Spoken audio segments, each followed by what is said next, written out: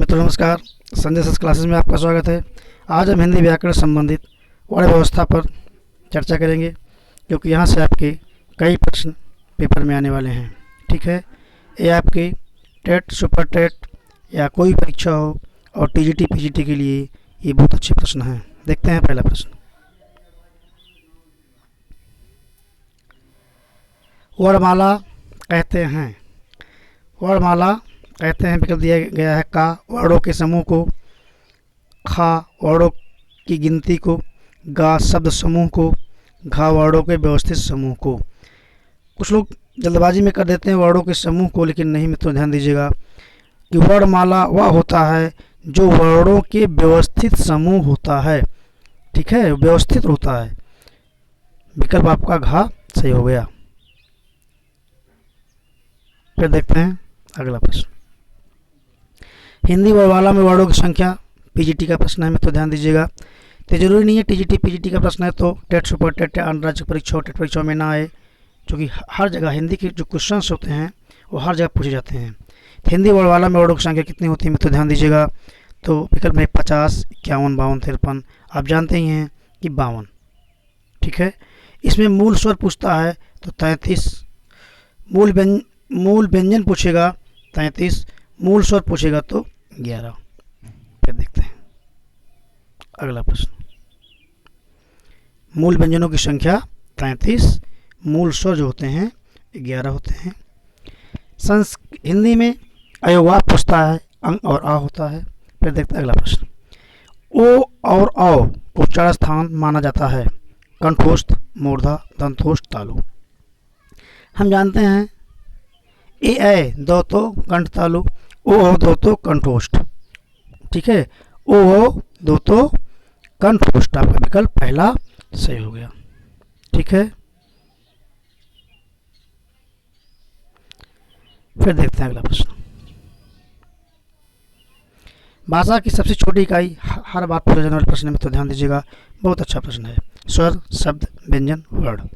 तो हम जानते हैं कि भाषा की सबसे छोटी इकाई वर्ण होती है।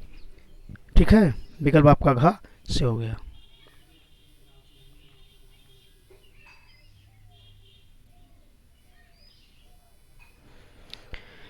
फिर देखते हैं अगला प्रश्न।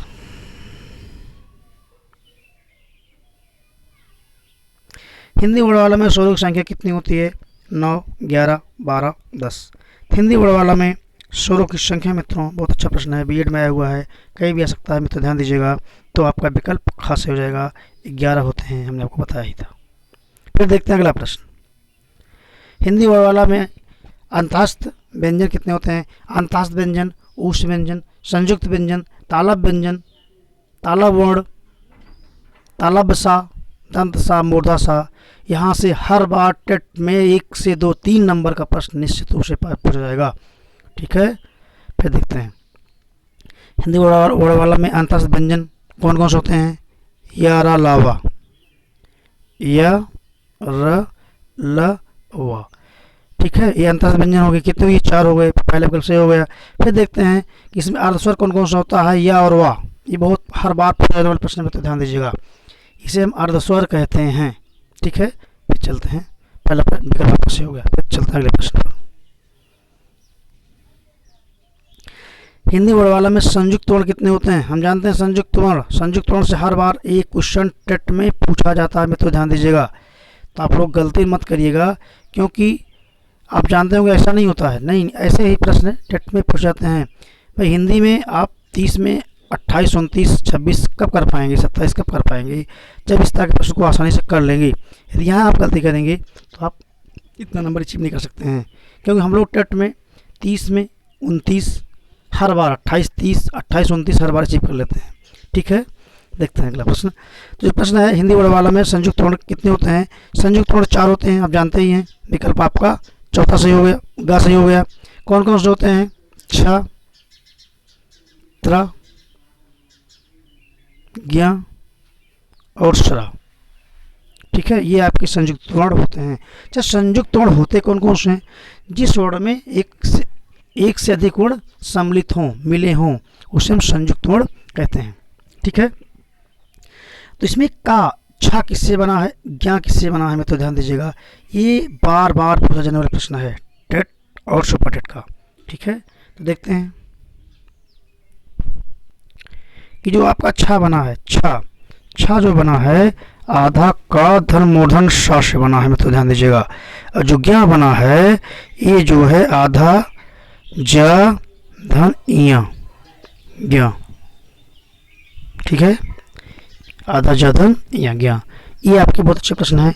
सरा आधा शा धन रा तालब बसा। ठीक है, त्र आधा ता धन रा। ठीक है, ये बार बार पूछा जाने प्रश्न, हर बार पूछा जाता है, ध्यान दीजिएगा। अगला प्रश्न, काखा जाफा, काखा जाफा ध्वनियाँ किसकी हैं, संस्कृत की, गुजराती की, फारसी की, दक्षिण भाषाओं की। हम जानते हैं इसमें क्या लगा है, जो बिंदी है, जो बिंदी है इससे नुफ्ता कहते हैं, नुफ्ता। अच्छा, नुफ्ता लगाने की प्रथा किसने की थी, राजा श्री प्रसाद सितारे हिंद ने की थी। ये अरबी फारसी की ध्वनियाँ हैं। विकल्प का आपका सही हो गया। देखते हैं अगला प्रश्न, ए वर्णों को स्थान बताएं। हमने बताया था ए दो तो कंठ तालु, ओ दो तो कंठोष्ठ, व दंतोष्ठ। ठीक है, ए ओ और वा से बार बार टेट में पूछा जाता है, मैं तो ध्यान दीजिएगा। है क्वेश्चन इसमें रेलवे में आया हुआ है, कहीं पूछ सकता है। तो पहला विकल्प आपका सही हो गया। ठीक है, अगला प्रश्न, आधुनिक व्याकरण दृष्टि से बा का वर्ड वैशिष्ट है। बा की वर्ड की विशेषता, वैशिष्ट माने विशेषता है। बा, पा फा बा, तो दंतोष्ठ पा फा बा। अब देखें तो ध्यान दें कि पा फा बा ओष्ठ से आएगा, स्पर्श भी हो रहा है। अब देखिए पा फा बा 1 3 5 जो 5 वर्ग होते हैं, 5 वर्ग का पहला तीसरा पांचवा अल्पप्राण होता है, अल्पप्राण भी है। सघोष क्या होता है, 5 वर्ग के कंठस्थ तालम मूर्धन दंतोष्ठ के 3 4 5 सघोष होता है, तो 3 4 5 सघोष भी है। और निर्नासिक मीन्स इसमें नाक का प्रयोग भी नहीं किया गया है, इसलिए विकल्प आपका पहला से हो जाएगा। ठीक है, अच्छा प्रश्न है, बहुत अच्छा प्रश्न है, तो ध्यान दीजिएगा, क्योंकि ऐसे प्रश्न पेपर में आएंगे तो बहुत से बच्चों से गलती होगी। तो जो भाई बहन हमारे चैनल पर नए हो, चैनल को सब्सक्राइब जरूर करिएगा, जिससे हमारा वीडियो सबसे पहले आपके पास पहुँचे, और वीडियो को लाइक शेयर कर दीजिएगा। ठीक है, फिर देखते हैं अगला प्रश्न, अल्पप्राण से, महाप्राण से, अघोष से, सघोष से प्रश्न निश्चित रूप से आएगा, मैं तो ध्यान दीजिएगा। अर्ध स्वर है, बार बार पूछे जाने वाले प्रश्न में तो टीजीटी 2009 में पूछा हुआ है, ये मत घबराइएगा नहीं कि टीजीटी और पीजीटी के प्रश्न है तो उसी में आएंगे। अरे ना भाई, और व्यवस्था जो है वो टेट से लेकर के नेट जेआरएफ असिस्टेंट प्रोफेसर तक में भी आता है, मैं तो ध्यान दीजिएगा। ठीक है, क्योंकि हम भी नेट क्वालिफाइड कर चुके हैं 2019 दिसंबर में। ठीक है, तो देखते हैं, अर्ध स्वर है यावा, पामा, यारला, साहा। हमने बताया था अर्ध स्वर जो होता है या और वा होता है, पहला विकल्प आपको सही हो गया। ठीक है, फिर देखते हैं अगला प्रश्न, प्रत्येक व्यंजन वर्ण में कितने वर्ण होते हैं, प्रत्येक व्यंजन वर्ण में कितने वर्ण होते हैं। अब देखिए 5 होते हैं, आप जानते हैं कैसे होंगे 5, ये भी देख लो। जैसे कंठ, आपका कंठ है, इसमें का खा गा घा अंगा 5 हुए, का खा गा घा अंगा 5।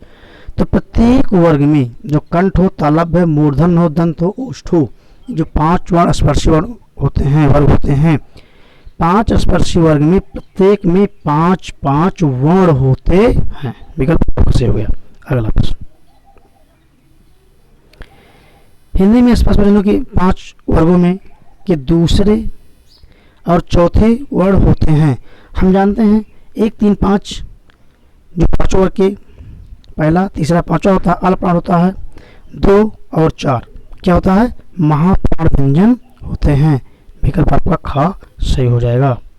फिर अगला प्रश्न, स्वर ध्वनि के प्रकार हैं। स्वर दीर्घ, ह्रस्व, उपयुक्त तीनों। हम जानते हैं कि स्वर के जो प्रकार होते हैं, ह्रस्व, दीर्घ और पुट 3 होते हैं। ह्रस्व होता है एक मात्रिक, दीर्घ होता है द्विमात्रिक, पुट होता है त्रिमात्रिक। ठीक है, त्रिमात्रिक जैसे ओम, ओम जब लिखा जाता है तो ये आपका प्लुत स्वर में आएगा।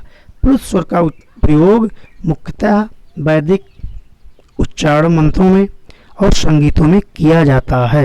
यहाँ से प्रश्न पूछ सकता है। फिर देखते हैं अगला प्रश्न। विसर्ग का प्रयोग किस शब्दों में होता है? विसर्ग हम जानते हैं तद्भव होता है जो संस्कृत से निकल करके हिंदी का बिगड़ा रूप या हिंदी में प्रयोग किए जाने वाले शब्द तद्भव होते हैं। संस्कृत के शब्द होते हैं तत्सम होते हैं, या किसी भाषा के मूल शब्द तत्सम होते हैं। संकर होता है जो दो भाषाओं को मिलाकर बनाया जाता है। तिनवित समय बिल्कुल नहीं होगा, विकल्प आपका खास ही हो जाएगा। अंग और आह विसर्ग में होता है। अंग और आह जो होता है विसर्ग होता है। और अंग और आह का प्रयोग कहाँ किया जाता है? संस्कृत में ना, जैसे बालकः ना, पुस्तकम, अंग और आह का प्रयोग हुआ तो संस्कृत के शब्द होंगे तो तत्सम होंगे, विकल्प खाप का हो जाएगा। अगला प्रश्न, लेकिन अघोष अल्पप्राण ध्वनि कौन सी है? अघोष अल्पप्राण। अघोष कौन होते हैं? 5 वर्ड जो होते हैं, कंठस्थ, तालम, मूर्धन्य, दंतोष्ठ। इसका पहला और दूसरा अघोष होगा, पहला दूसरा और शाखा सा, पहला दूसरा और शाखा सा अघोष होगा। अल्पप्राण को होते हैं 1 3 5 पहला होता है, तो का खा गा घा, कंठ का का हो गया, ता का कंठस्थ तालव्य। ठीक है, ये आपका घ विकल्प से हो जाएगा, क्योंकि ये 5 वर्ग के पहले पहले वर्ण हैं। ये अल्पप्राण भी हैं और अघोष भी हैं। ठीक है, अगला प्रश्न, निम्न में से कंठ ध्वनियाँ कौन सी हैं? कंठ ध्वनियाँ, कंठ मैंने का खा गा घा, आपका विकल्प पहला सही हो गया। फिर देखते हैं अगला प्रश्न, हिंदी में सा, हमने बताया था सा, सा और शा, सही प्रश्न निश्चित रूप से आता है। तो सा आपका तालब होता है। ठीक है, ये वाला सा आपका तालब होगा। हर बार यहाँ से प्रश्न टिप्पणी बनता है, एक प्रश्न निश्चित रूप से टिप्पणी बनेगा। दंत सा हो गया भैया, मूर्धा सा हो गया ये वाला। अगला प्रश्न, इनमें से कौन सा मध्य स्वर है? हम जानते हैं मध्य स्वर पूछा जाना प्रश्न है आ, ई, आ और उ, तो इसमें पहला विकल्प से हो जाएगा। ठीक है, फिर अगला प्रश्न, इनमें से कौन स्वर नहीं है? आ, ई, उ, इया। देखिए आप ध्यान से देखेंगे तो आसान कर लेंगे, ये आसान है। आपका विकल्प ग से हो गया। जो इन्फॉर्मेशन हो, चैनल को सब्सक्राइब, लाइक, शेयर जरूर करें। धन्यवाद।